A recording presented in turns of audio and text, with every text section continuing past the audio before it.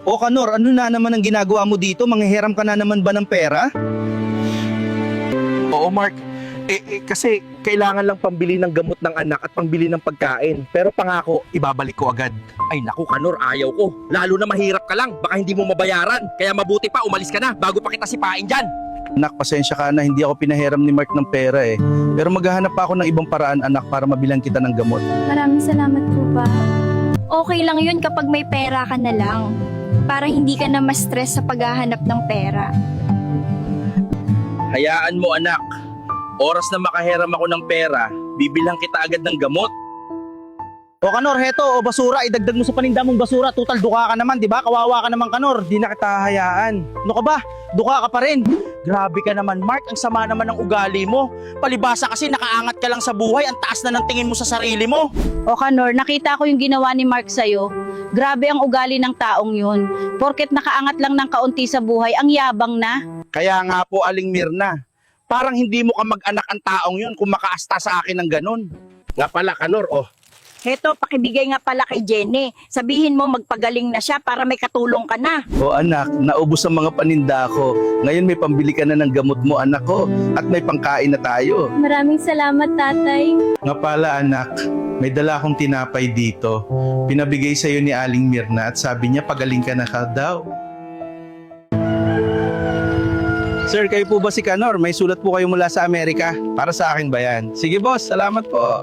Anak, may sulat ako mula kay Tita Marta. At ang sabi niya ay, may surprise ako sa iyo, Kanor. Tanungin mo na lang kay Mark. Hello po tita, kamusta po dyan sa Amerika? O Mark, kamusta na dyan? Pakisabi nga kay Kanor na sa kanya na ang bahay namin bilang pasasalamat ko sa kanya.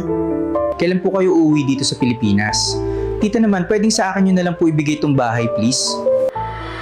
O Mark, may sorpresa daw sa akin si Tita. Tanungin ko na lang daw sa'yo, sabi niya. Anong surprise? Tanga ka ba, Kanor? Guni-guni mo lang yan. Kaya mabuti pa umalis ka na. Akala siguro ng Kanor na yun na makukuha niya sa akin ng bahay. Hindi naman niya ako kagaya mahina ang utak. Hello Kanor, pamangkin ko. Natanggap mo ba ang sulat na pinadala ko sa'yo? Hello po, Tita.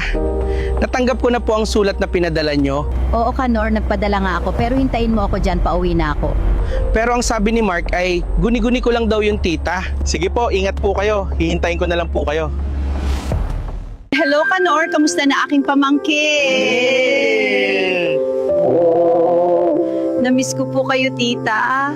O Kanor, ang ganda naman ng anak mo, manang-mana sa akin na maganda.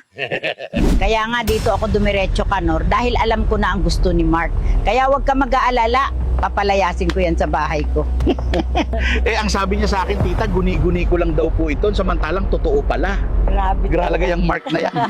O Mark, gulat ka ba? Anong akala mo sa'yo mapupunta tong bahay na to? Nagkakamali ka dahil kay Kanor talaga to, dahil siya lang naman na may mabuting loob dito. Pero tita, ako naman ang nagbabantay ng bahay na to. Kaya dapat sa akin ito hindi kay Kanor. Hoy Mark, kilala kita, sakim ka, kaya hindi ka nababagay dito. Kaya ang mabuti pa, umalis ka na dahil wala kang respeto. Yeah? Umalis ka na.